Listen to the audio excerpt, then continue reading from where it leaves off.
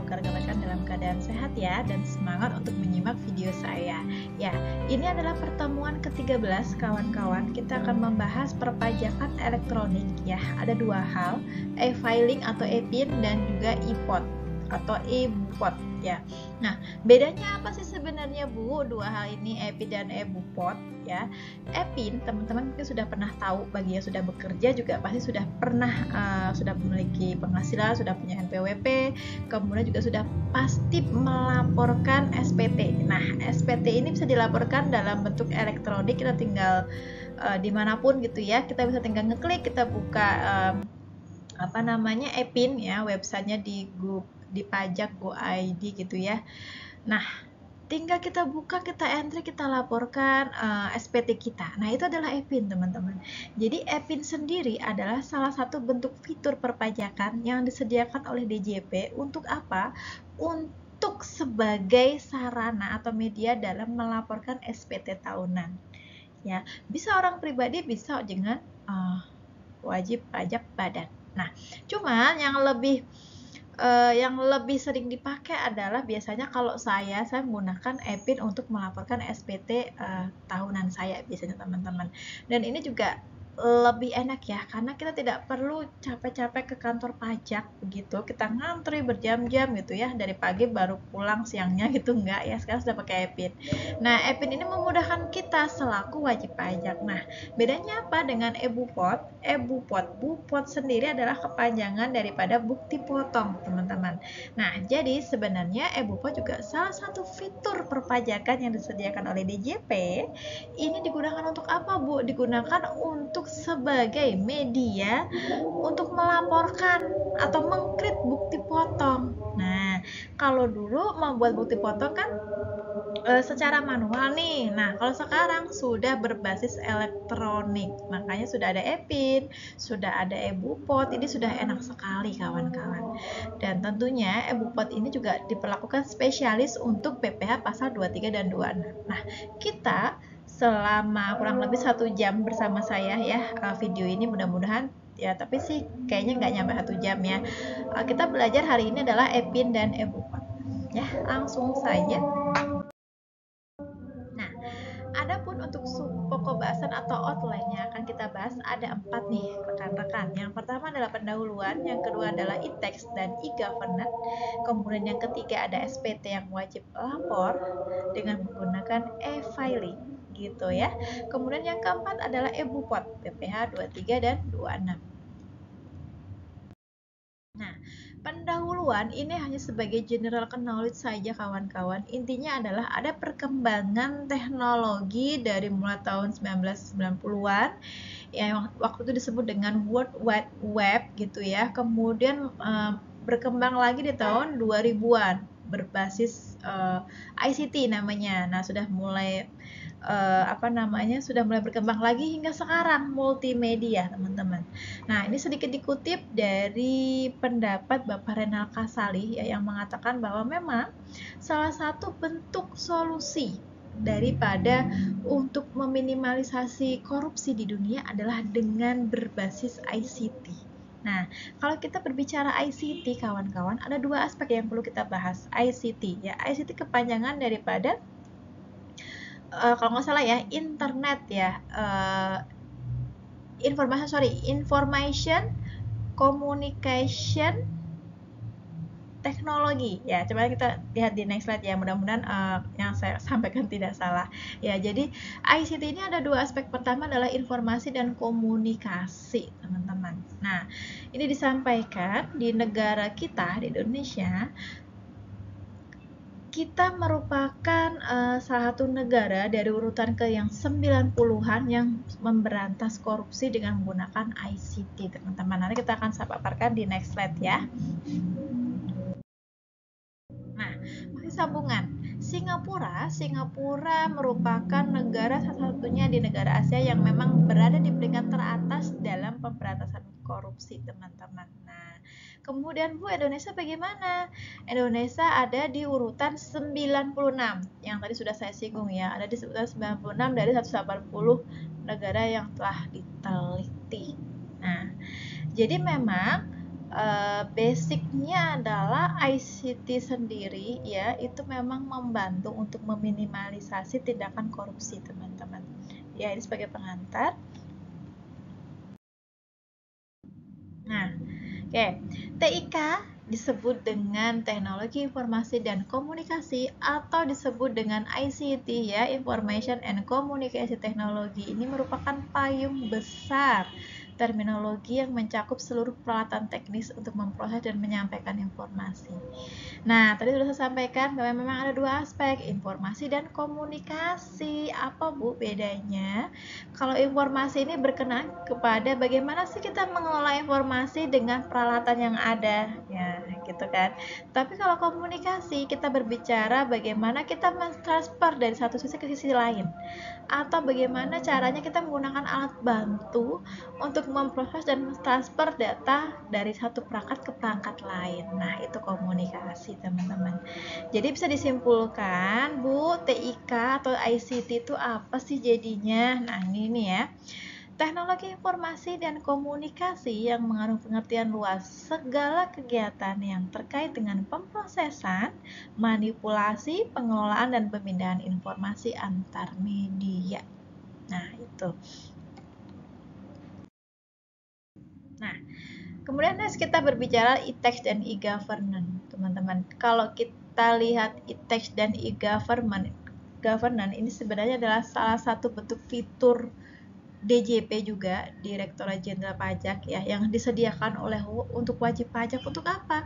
Untuk memudahkan dalam melaporkan pajak sebenarnya. Ya, balik ke yang tadi ICT ya, ICT dan e-governance termasuk e-tax teman-teman, ini sebenarnya antara e-tax dan e-governance ini tuh sebenarnya ICT juga loh, sebenarnya bagian daripada ICT gitu ya. Jadi kalau kita berbicara e-governance ya, e-governance sendiri adalah langkah praktis untuk menciptakan reformasi pelayanan publik yang lebih berorientasi pada masyarakat yang cukup beragam. Salah satunya adalah aplikasi elektronik taxation atau e-tax ya. Jadi e-tax ini yang menyediakan adalah e-governance, dan di dalam e-governance ini sebenarnya adalah berbasis ICT teman-teman gitu loh. Nah, tujuannya adalah satu, untuk memudahkan wajib pajak pada saat melaporkan pajaknya. Karena di dalam fitur pajak ya DJP itu banyak sekali jenis-jenisnya ya, jenis-jenis fiturnya ya. Teman-teman juga bisa, mungkin kalau mau kepo bisa lihat deh, searching di Google ya. e-tax sendiri adalah sistem administrasi perpajakan yang mengadopsi penggunaan teknologi, informasi, dan komunikasi untuk memudahkan masyarakat sebagai wajib pajak dalam melaksanakan setiap transaksi yang berkaitan dengan pajak. Ya. Jadi kalau e-tax-nya lebih kepada bagaimana sih administrasi pajaknya ini dikelola dengan baik, kemudian bagaimana sih disampaikan ke DJP dengan baik, itu e-tax. Ya. Kemudian untuk fitur-fitur yang lain teman-teman yang tadi sudah saya sampaikan, teman-teman bisa lihat loh di www.pajak.go.id. Jenis fiturnya ada e-PIN ya, e-registration, e-billing ya, dan seterusnya.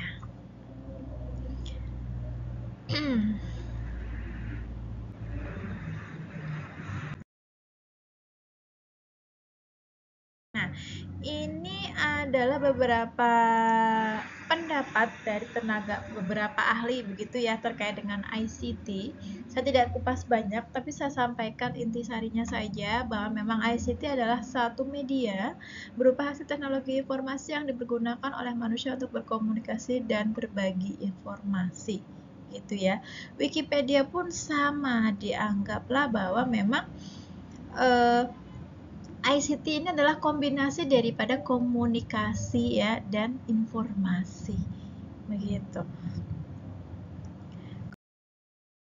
Kemudian ada UNESCO. UNESCO juga mengatakan bahwa memang ICT ini tuh berbasis apa sih? Berbasis teknologi, ada komputernya, ada internetnya, ada informasinya, dan seterusnya.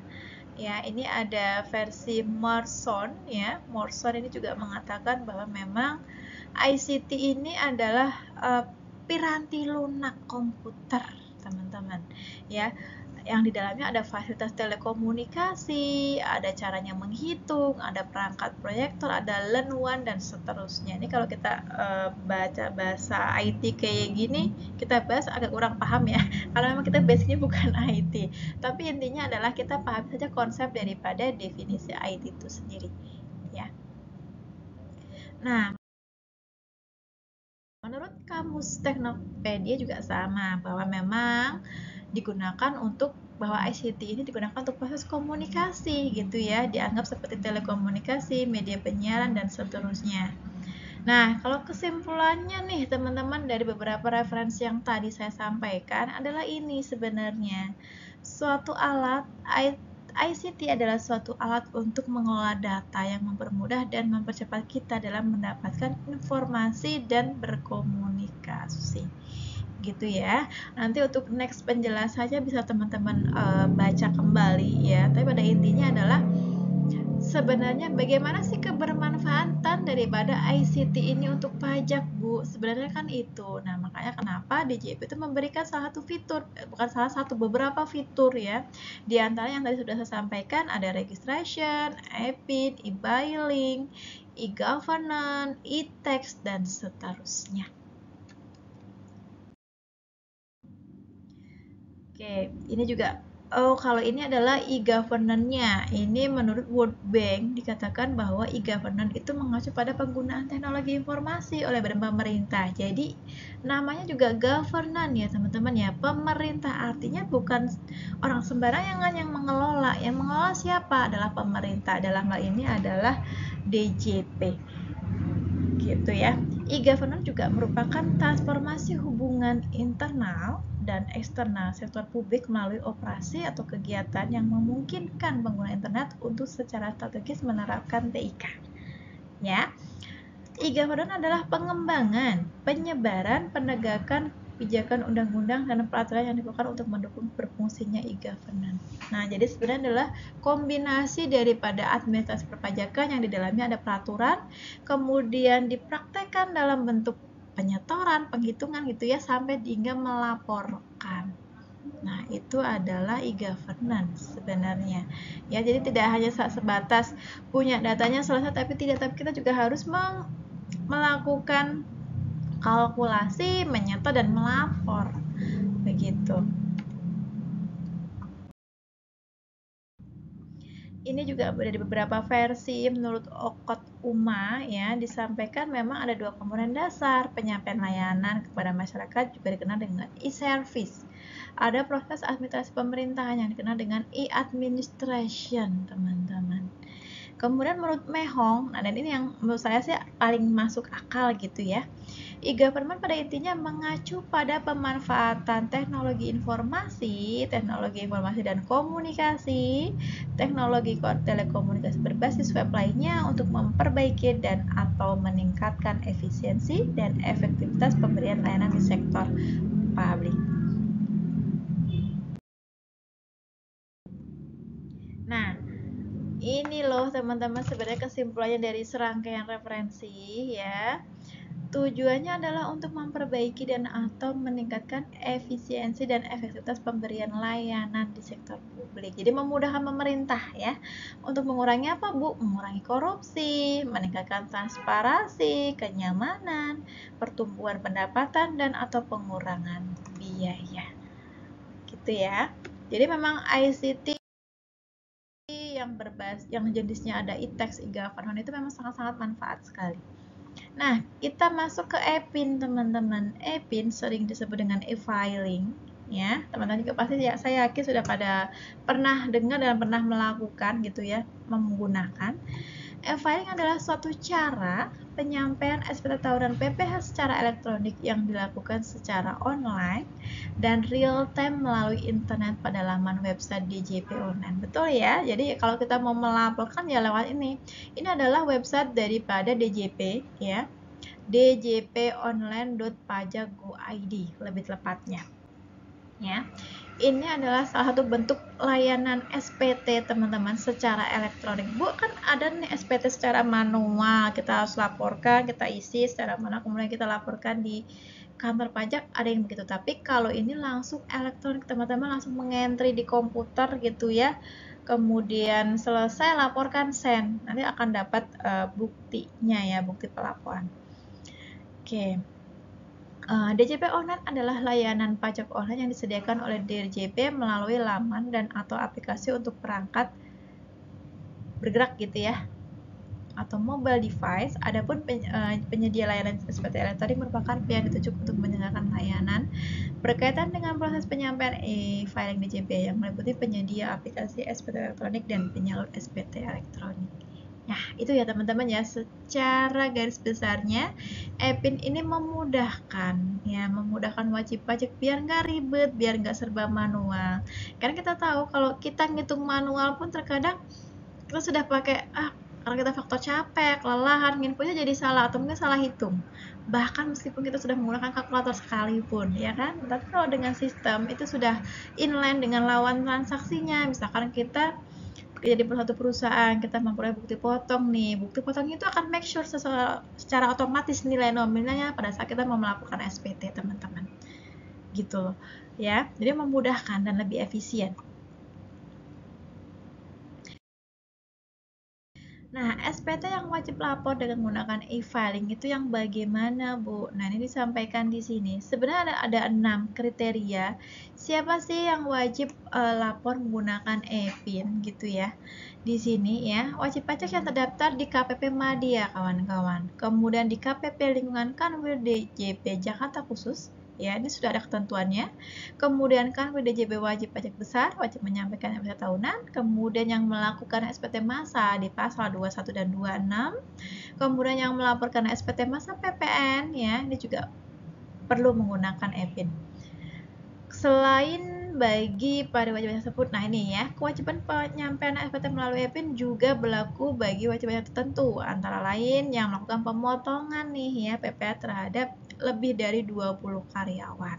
Coba teman-teman bisa bayangkan kalau misalkan bersama melakukan bukti potongnya dia kalau cuma sedikit sih nggak ada masalah, tapi kalau lebih dari 20, misalkan 100, 200 karyawan, coba bagaimana teman-teman kalau teman-teman mengisinya manual, kan tidak efisien. Makanya kenapa e-PIN ini menjadi salah satu solusi gitu loh ya.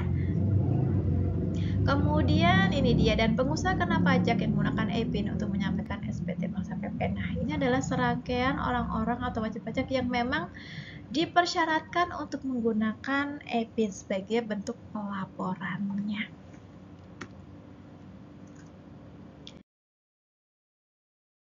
Nah, ini SPT yang wajib lapor dengan menggunakan e-PIN, teman-teman. Sudah saya sampaikan tadi di awal ya, sepertinya sama ini ya slide-nya, tapi bisa saya sampaikan secara ringkas bahwa memang tidak semua wajib pajak memang harus menggunakan e-PIN, tapi ini terkhusus untuk yang menggunakan e-PIN ya.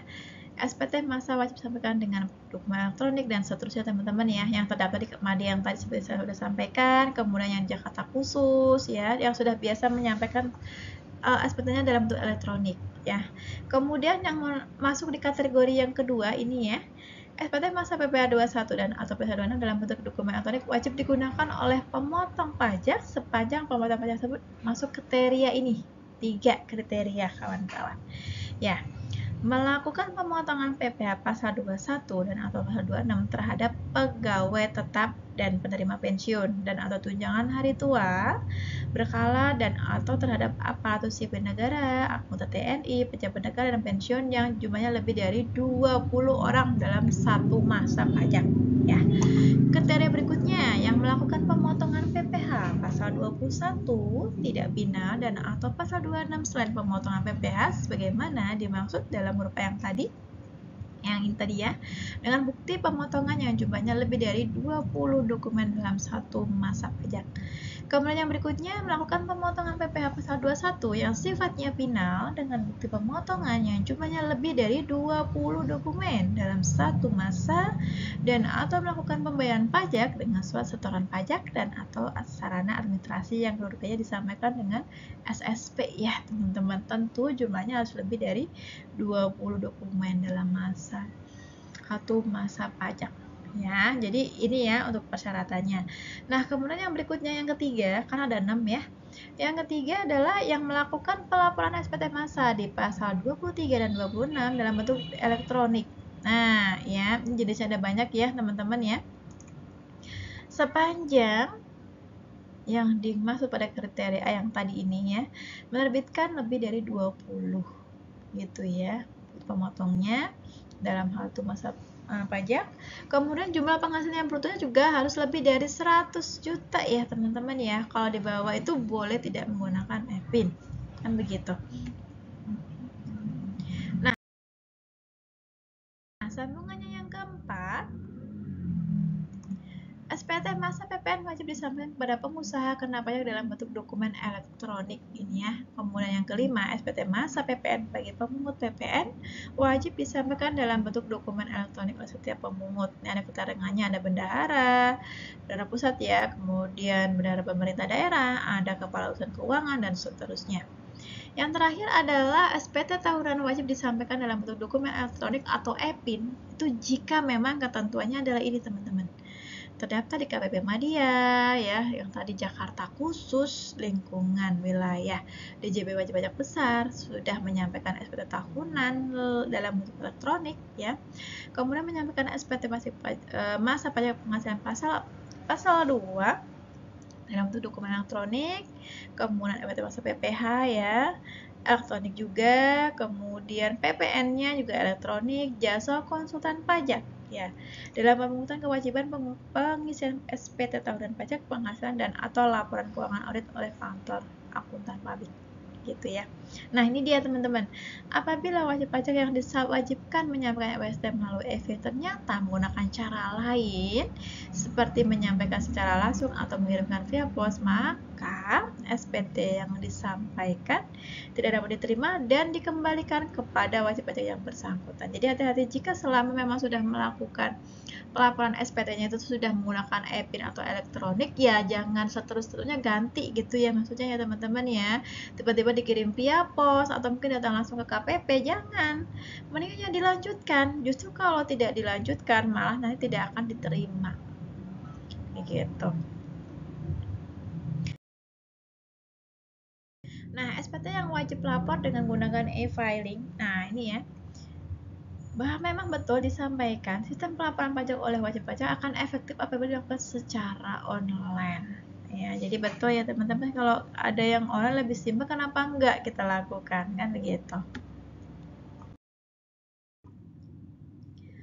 Untuk e-Bupot sekarang, apa sih dasar hukumnya Bu untuk bukti potong? Karena sekarang kita sudah ada Bupot elektronik ya Bu. Iya, sudah mudah sekali. Dasar hukumnya ada di sini teman-teman.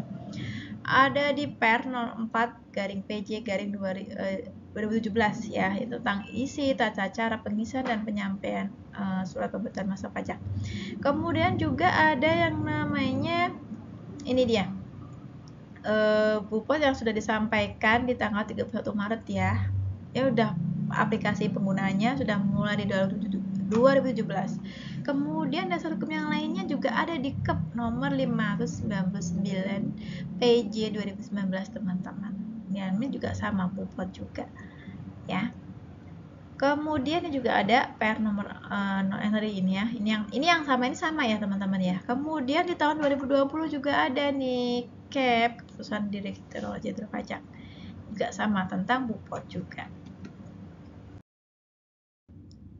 Nah, tadi sudah saya sampaikan di awal bahwa memang pengertian daripada e-Bupot sendiri adalah salah satu bentuk fitur perpajakan yang disediakan oleh DJP untuk wajib pajak untuk memudahkan dalam membuat bukti potong atau mengkrit bukti potong ya, dan melaporkan dalam akses untuk mempermudah melaporkan SPT yang gitu ya, dalam bentuk elektronik. Tapi memang PPH yang dipakai adalah 23 dan atau 26 teman-teman ya. Oke, yang selain itu Bu, 21 apakah ada? Ada, tapi kan jatuhnya adalah PP 21 putih potongnya ya. Agak sedikit berbeda dengan yang ini. Oke. Baik, next. Nah, manfaatnya apa sih kalau kita menggunakan e-Bupot? Nah, makanya teman-teman ini sudah enak sekali, sudah disediakan fitur oleh DJP. Pertama, mudah sekali penggunaan dalam aplikasinya ya.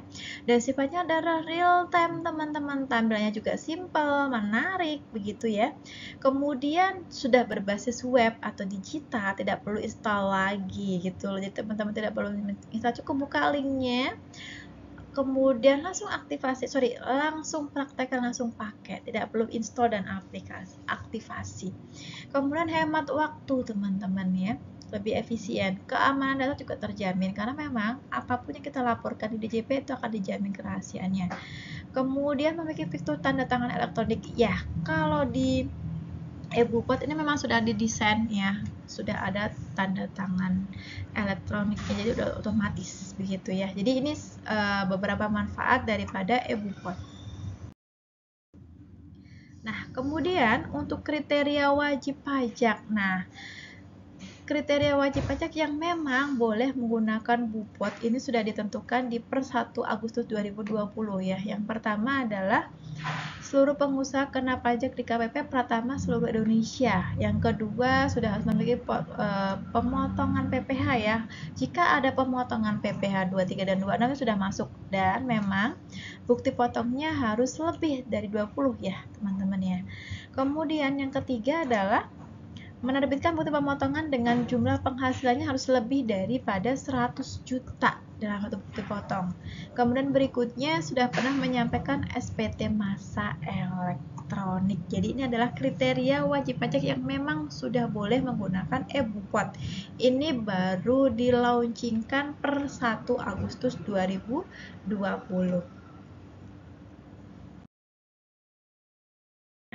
Kemudian, apa sih Bu syaratnya? Ya, syarat untuk mendapatkan akses Bupot. Yang pertama, teman-teman atau rekan harus memiliki akses EPIN. Ya, harus punya EPIN dulu Bu. Kalau nggak punya ya mau nggak mau harus datang ke kantor pajak dulu, register, isi form manual gitu ya, dilaporkan dulu. Nanti kalau sudah, teman-teman akan dapat kode dan seterusnya untuk melengkapi di linknya ya, di link EPIN. Kalau sudah oke, baru teman-teman kan bisa baru pakai dan login gitu ya. Kemudian yang kedua, memiliki akun di DJP online atau www.pajak.go.id. Nah, ini juga harus punya dan memang harus terdaftar dulu ya. Kalau belum punya ya gimana database DJP mau merecord kalau teman-teman tidak buat akun gitu ya. Kemudian yang ketiga adalah memiliki sertifikat elektronik. Nah, ini juga nanti saya sampaikan prosesnya di next slide ya. Nah, kemudian untuk SPT masa pajak penghasilan unifikasi. Jadi teman-teman ada yang namanya unifikasi. Kalau kita lihat dari bahasanya adalah unik gitu ya. Nah, apa sih Bu? Nah, kita bahas dulu yang ini ya. DJP saat ini sedang melakukan reformasi perpajakan dengan memanfaatkan teknologi komunikasi dan informasi yang tadi ya, yang ICT. Nah, berbasisnya teknologi nih, mulai dari pembuatan kode billing ya, SPT, pengajuan validasi BPHTB, pengajuan konfirmasi status wajib pajak, sampai ke SWP juga ada loh ya, pengajuan permohonan keberatan, penerbitan ENPWP, dan lain-lain. Nah, aplikasi DJP yang terbaru yang paling ditunggu oleh wajib pajak adalah Bupot ya, bukti potong di PPh pasal 23 dan atau 26 dalam bentuk dokumen elektronik yang saat ini biasa disebut dengan e-Bupot, teman-teman ya. Tapi lebih spesifik ya, e-Bupotnya adalah e-Bupot pasal 23 dan atau 26. Nah, kemudian reformasi perpajakan terus didorong untuk menyelesaikan persoalan. Nah, karena memang faktanya kan ini untuk meminimalisasi kekurangan yang ada ya teman-teman ya, supaya pelapor itu tidak lambat, tidak ngantri, tidak melelahkan, tidak ribet gitu kan. Memang ya ada asas kemudahan dan kepastian hukum pajak ya. Jadi diupayakan memang DJP mengcreate beberapa fitur elektronik gitu ya, untuk memang memudahkan si wajib pajak ya, supaya gampang kan begitu. Nah, masih dengan yang ini, yang sambungannya masih yang tadi ya, SPT masa pajak penghasilan unifikasi ya. SPT masa PPh unifikasi adalah penyederhanaan dan penyeragaman SPT yang selama ini dilakukan secara massa menurut jenisnya kawan-kawan. Jadi memang unifikasi ini dilakukan berdasarkan jenis pajaknya. Ya, Bu, meskipun jenis SPT-nya apakah sama? SPT-nya sih sama, cuman kan jenis pajaknya lain, teman-teman. Makanya diadakan yang lebih spesifik unifikasi. Ya, ada SPT masa PPh unifikasi. Ya. Namun, ini hanya bisa mengcover pasal 4 ayat 2, pasal 15, pasal 22 dan 23 serta 26. Tidak mengcover untuk yang PPh pasal 21 rekan-rekan ya. Sedangkan pasal 25 sudah tidak wajib disampaikan sepanjang pembayaran pajak telah mendapatkan validasi NTPN. Ya, kalau NTPN ini adalah nomor tanda penomoran pembayaran ke negara ya. Oke, jadi yang perlu saya garis bawahi di sini ya, ada warna kuning.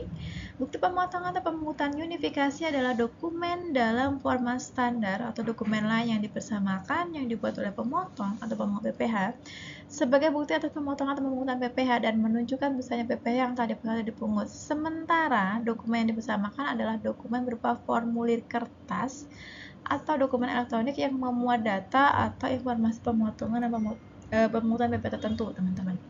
Ya, dan kedudukannya dipersamakan dengan bukti pemotongan atau pemungutan di unifikasi berformat standar. Oke, cukup jelas ya. Nah, yang saya buat di sini, pemotong atau pemungut itu tidak wajib menyampaikan SPT masa PPh unifikasi apabila suatu masa pajak tidak terdapat objek pemotong atau pemungut yang harus diterbitkan ya, bukti put unifikasinya, dan tidak terdapat pelunasan PPh terutang atas suatu transaksi atau kegiatan yang dilakukan dengan cara penyetoran sendiri. Jadi memang kalau kondisinya seperti ini tidak perlu untuk membuat SPT masa penghasilan unifikasi ya. Nah, ini adalah kriteria bukti put unifikasi, teman-teman. Yang pertama, yang berhak, karena ada dua bentuk ya. Ada formulir kertas dan elektronik. Nah, kertas itu digunakan jika memang kondisinya dia tidak lebih dari 20 bukti potongnya, teman-teman, dalam satu masa pajak. Tetapi kalau memang lebih dari 20, kembali ke yang tadi ya, elektronik ya. Kemudian penghasilannya dari dasar pengenaiannya tidak lebih dari 100 juta. Kalau lebih, Bu, ya berarti menggunakan adalah yang tadi ya, elektronik lagi. Kemudian yang berbentuk elektronik berarti kebalikan daripada yang di sini ya.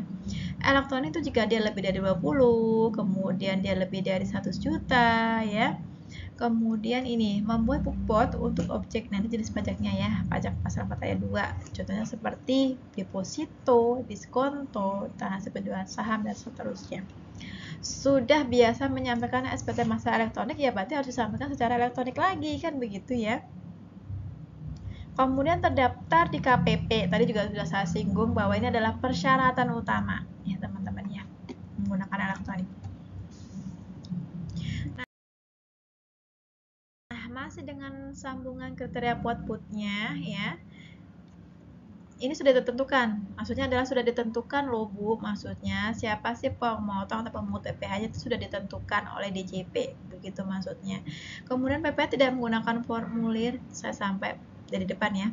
Jika pemotong atau pemungut PPh yang memenuhi kriteria menyampaikan SPT tidak menggunakan formulir PPh masa unifikasi dan atau tidak melakukan aplikasi e-bupot gitu ya, SPT masa PPh tersebut tidak diterima dan DJP tidak memberikan bukti penerimaan SPT-nya, kawan-kawan ya. Jadi kita memang harus mengikuti ya.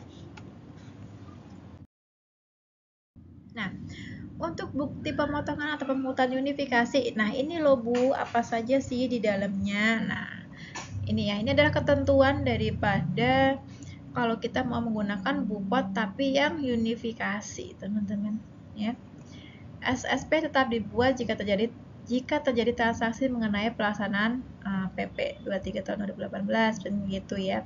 Kemudian untuk bupotnya itu terdiri dari apa saja sih? Ada yang berformat standar, ada yang berformat unifikasi. Terus bukti pokutnya tidak perlu dibuat apabila jumlah PPh-nya sifatnya nihil, tidak perlu. Namun bukti pemotongan tetap dibuat dalam hal. Nah, ini adalah ketentuannya ya. Jumlah PP yang dipotong nihil karena adanya surat SKB biasanya ya. Kemudian transaksi dilakukan dengan wajib pajak yang memiliki surat keterangan PP nomor 23 nih, yang sudah dikonfirmasi tentunya. Kemudian yang C, PP pasal 26 dipotong berdasarkan ketentuan persetujuan pajak berganda ya. Ini jika memang kondisinya adalah ada perjanjian P3B atau tax treaty teman-teman. Kemudian kalau PPh yang ditanggung oleh pemerintah sesuai dengan ketentuan peraturan perundang-undangan di bidang pajakan ya. Kemudian yang E, PPh yang dipungut atau dipungut atau disetor sendiri diberikan fasilitas PPh sesuai dengan ketentuan perundang-undangan. Gitu. Nah, ini adalah bentuk format daripada bootpot sendiri untuk yang unifikasi teman-teman ya. Ada satu pihak yang dipotong, ada kode pajaknya, ada masa pajaknya, begitu ya. Kemudian format standarnya bagaimana? Buktinya seperti ini ya. Untuk pajak yang mana sih Bu? Ada pasal 4 ayat 2, PPh pasal 15, 22 dan 23, kemudian 26. Isinya apa sih Bu? Paling sedikit di format standar itu. Nah, ini teman-teman ada nomor bukti pemotongan, jenis pemotongan, identitas pihak gitu ya. Masa pajak, kode pajak, dasar pengenaan, tarif, yang dipotong itu berapa sih PPh-nya, tanggal penyerahan, tanggal pemotongannya, hingga pada tanda tangan elektroniknya. Nah, ini adalah dokumen yang dipersamakan dengan bootpot unifikasi teman-teman. Jadi tidak berpacu pada kita cukup menggunakan yang unifikasi nih, tidak. Tapi ada beberapa dokumen yang memang dipersamakan dan boleh dilakukan seperti bootpot unifikasi. Ya. Ini dia ada dokumen yang dipersamakan dengan bukti, yaitu ada dokumen put juga untuk melakukan pemotongan dari penghasilan yang berupa bunga, deposito, diskonto gitu ya, surat berharga, dan penghasilan transaksi penjualan saham. Kemudian tentunya PPh menggunakan sarana yang dimiliki oleh, ini artinya adalah bukti pemotongan yang dibuat oleh pemotong atau pemungut PPh yang memang menggunakan sarana yang sudah dimiliki oleh pemotong maksudnya atau pemungut. Kemudian yang ketiga, dokumen yang dipersamakan dengan bukti pemotong atau pemungut dapat berupa dokumen buku tabungan, ya, rekening koran, rekening kustodian, dan seterusnya. Lanjut yang keempat, nah ini ada nama pihak pemotong, nomor unit transaksi, dan seterusnya. Ini adalah bukti juga gitu ya.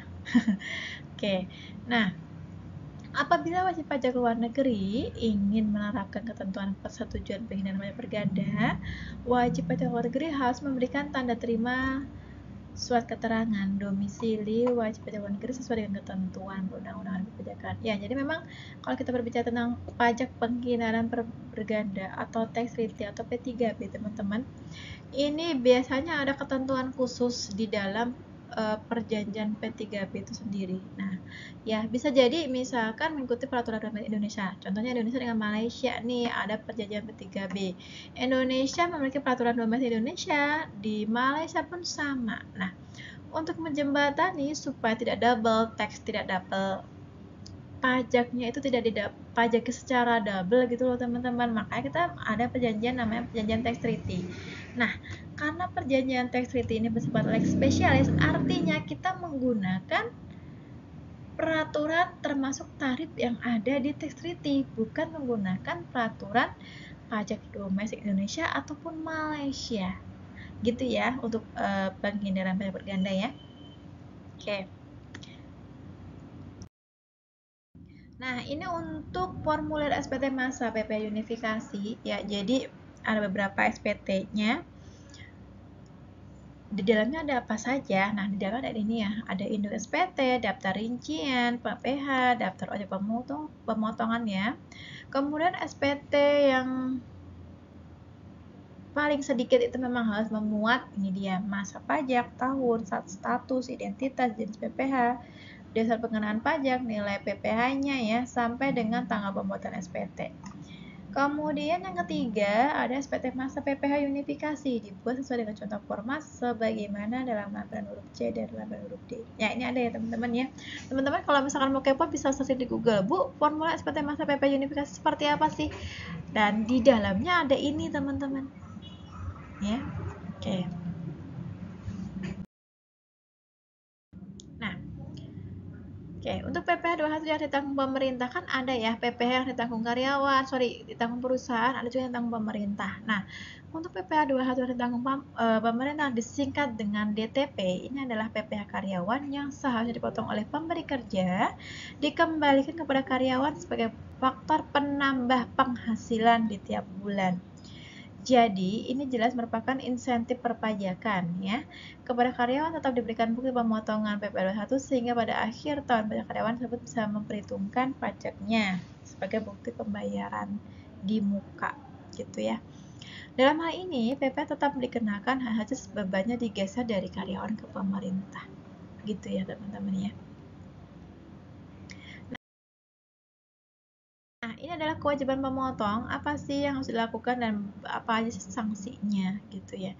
Nah, untuk pemotong atau pemungut untuk wajib pajak yang memang dia berlaku sebagai pemungut atau pemotong, dia harus melakukan jika dia pemotong ya, berarti dia harus menyetorkan paling lambat tanggal 10 teman-teman setelah masa pajak berakhir. Jika memang dia menyetorkan sendiri, berarti tanggal 15. Kemudian untuk pelaporannya kapan, Bu? Nah, batasnya ada tanggal 20. Ya. Kemudian jika memang dia tidak menyampaikan, tidak melaporkan begitu, ada dendanya nih teman-teman, 100.000 rupiah. Ya, tapi nggak terlalu tinggi ya, karena ini ada denda administrasi. Kemudian jumlah pajak yang disetorkan jika setelah jatuh tempo penyetoran dikenai sanksi administrasi berupa bunga ya, ada bunganya lagi nih, misalkan telatnya 5 bulan berarti kan 5 kali bunganya misalkan tadi 2%, ya berarti 2% kali 5 bulan kali PPh yang terutangnya berapa atau yang dipotongnya berapa, kan begitu ya. Nah, apa sih syarat yang harus dipenuhi? Nah, syarat yang dipenuhi yang pertama tadi ya, ini juga udah ada sih di sini, menyampaikan SPT-nya ya secara elektronik, kemudian harus ada juga permintaan jika memang belum memiliki sertifikat elektronik teman-teman, karena memang harus punya di awal ya, tapi kalau memang nggak punya berarti harus buat dulu gitu ya. Kemudian membuat bukti potongnya langsung ya, unifikasi sesuai dengan pasalnya, kemudian menyampaikan SPT masa elektronik, dan ini dia terdaftar di KPP pajak besar dan seterusnya, nanti sudah saya singgung tadi ya. Ini adalah salah-satu yang harus dipenuhi. Nah, kemudian untuk dokumentasi e-Bupot, nah tadi sudah disampaikan ya bahwa memang aplikasi Bupot ini merupakan terobosan gitu ya bagi DJP sebagai bagian dari rantai kegiatan penyederhanaan proses ICT. Seharusnya pelaporan segala jenis SPT sudah dapat dilakukan secara daring, namun karena masih terkendala aplikasi Bupot, pelaporan SPT masih dilakukan secara di kantor pajak melalui tempat pelayanan tempat wajib pajak harus datang. Nah, ini adalah problematika ya kawan-kawan yang memang harus kita lihat dan kita kaji. Makanya secara berangsur, secara perlahan pemerintah mengeluarkan beberapa fitur begitu untuk memudahkan kita juga sebenarnya. Tapi memang tidak bisa secara frontal ya, memang harus bertahap. Ya. Nah, ini masih sama terkait dengan Bupot yang tadi ya. Intinya adalah kita harus memiliki sertifikat elektroniknya dulu sebelum kita mau menggunakan aplikasi e-Bupot. Ya. Nah, ini adalah standar dalam penerbitan bukti potong gitu ya. Ada standar penomorannya, jadi teman-teman juga jangan salah gitu ya. Kalau lihat, oh ternyata nomor bukti potongnya dari 10 digit nih. 2 digit pertama ini berisi kode bukti pemotongan dan 8 ini berupa berisi nomor urut bukti pemotongan ya. Kemudian nomor urut bukti pemotongan diberikan urutan dari 0 sampai dengan 99 ya. Ini dalam satu kalender ya, satu tahun kalender. Kemudian penomoran bukti potong harus terpisah nih. Kertas dan elektronik harus terpisah ya teman-teman ya. Jangan dicampur, nanti jadi kacau. Nomor bukti pemotongan dibuat dan dihasilkan oleh sistem, tidak berubah apa jadi pembetulan atau pembatalan ya. Nomornya tidak berubah nih, misalkan teman-teman melakukan kemarin pelaporan SPT-nya yang pertama salah nih, mau ku benerin. Nah, itu tidak akan berdampak pada nomornya ya. Kemudian nomor tidak tersentralisasi, nomor dibuat per NPWP ya. Artinya memang namanya itu adalah menjadi suatu unik ya, unifikasi kan gitu ya. Tidak akan dimiliki oleh yang lain, namanya pasti beda-beda.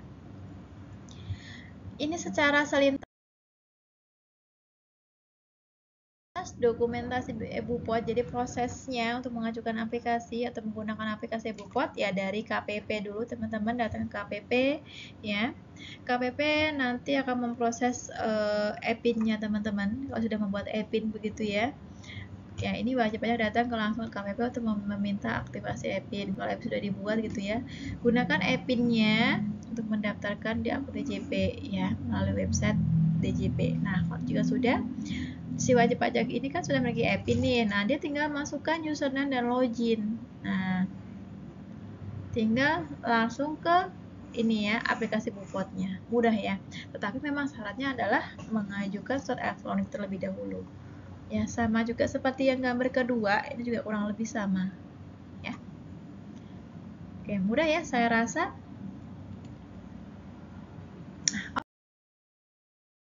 Oke, cukup segini dulu. Nah, sekarang tugasnya kalian, teman-teman, adalah membuat ulasan komentar ya di channel YouTube saya di bawah nanti ya.